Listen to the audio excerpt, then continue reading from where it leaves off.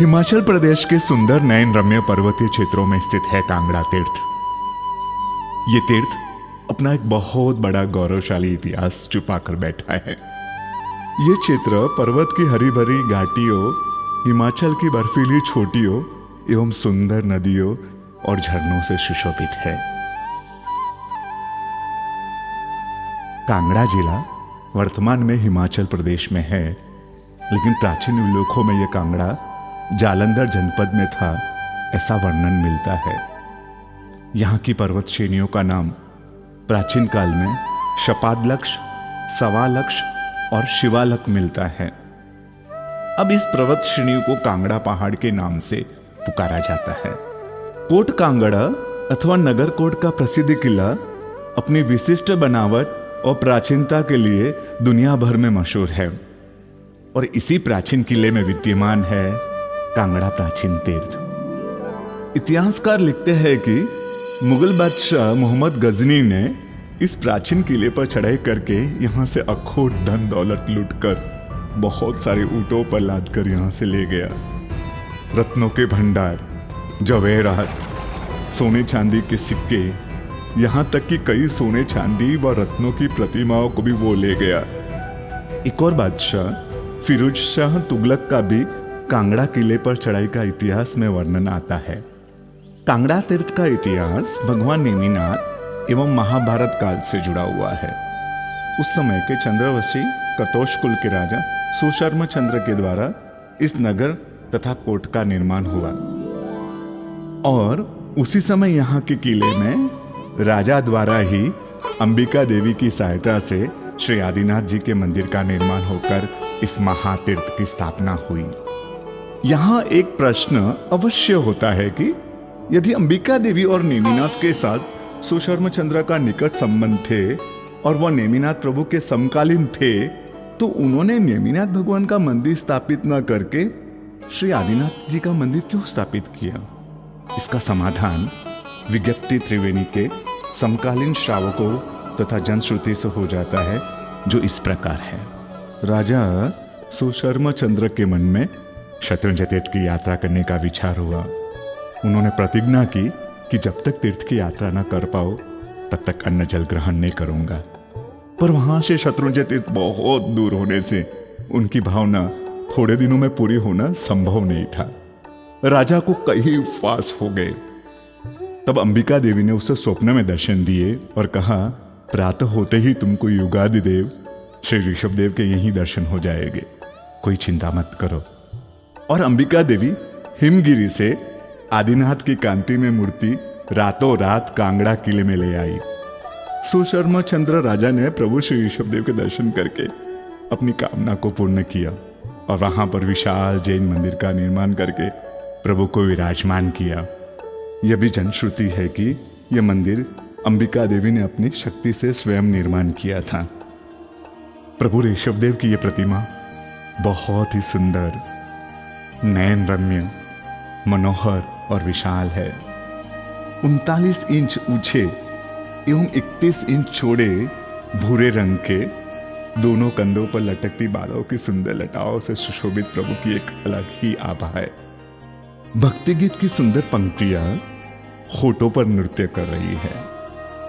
हृदय मंदिर ना मारा देव, मैं तो तमने मान्या छे, नजर में हो भले लाखों, हृदय में तमने राख्या छे। सच में प्रभु, मेरी नजर में बहुत हो सकते हैं, लेकिन मेरे हृदय में तो आप ही हो प्रभु, और कोई नहीं। मेरे हृदय पर सिर्फ आपका अधिकार है, आपका अधिकार है। इस मंदिर के रंग मंडप में माता अंबिका देवी की पीठिका है, जहां आज सनातन परंपरा अनुसार पूजा की जाती है। किसी जमाने में ऋषभ देव प्रभु भैरव देव के रूप में पूजे जाते थे और उन पर तेल, सिंदूर आदि चढ़ाया जाता था। सुशर्मा चंद्र राजा द्वारा बसाया हुआ नगर होने से इसका पुराना नाम सुशर्मापुर था। कटोच राजपूत इसी राजा के वंशज थे। आज भी इस जाति के राजपूत विद्यमान हैं। ये लोग आज भी अंबिका देवी को अपनी कुल देवी मानते हैं, पर जैन धर्म से इनका नाता टूट चुका है। वर्तमान काल में कांगड़ा में एक भी जैन परिवार संभवतः नहीं है, लेकिन पूर्व काल में यह धनाढ्य समृद्धिशाली जैन श्रेष्ठियों का निवास स्थान था। जैन साधु साध्वी जी भगवंत का यह विस्तृत विहार क्षेत्र था। दूर दूर का जैन अनुयायी इस महातीर्थ की यात्रा करने के लिए आता था। यहां राज करने वाले राजाओं का मुख्य धर्म जैन होने से उस समय यहां का राजधर्म तथा राष्ट्र धर्म जैन धर्म था।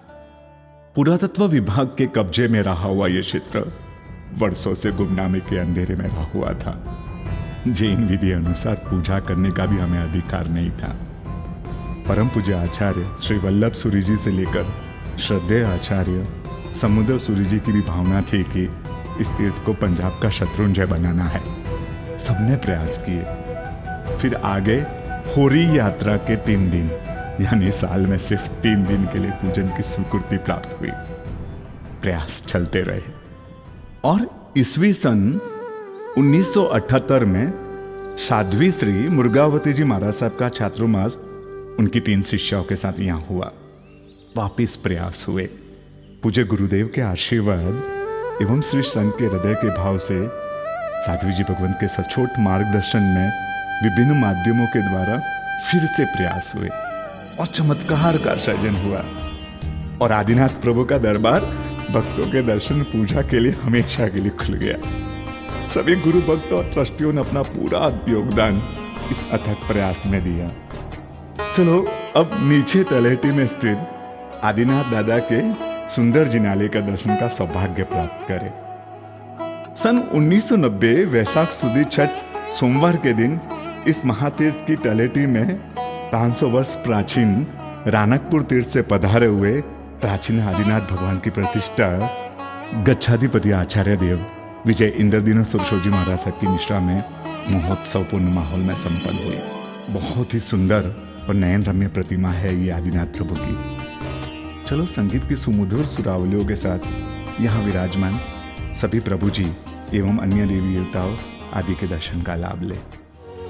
सुन लो परमात्मा एक मेरी प्रार्थना, आप जैसी ही हो मेरी आराधना, आप जैसा बनो।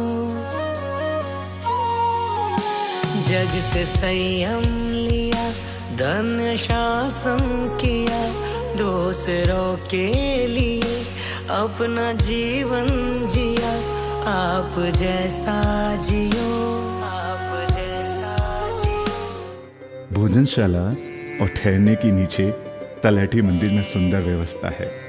तो आइए इस हिमाचल प्रदेश के नैसर्गिक सुंदर वातावरण में किले में स्थित प्राचीन आदिनाथ भगवान एवं तलहटी में स्थित 500 साल प्राचीन रानकपुर तीर्थ से लाए हुए आदिनाथ भगवान के दर्शन के लिए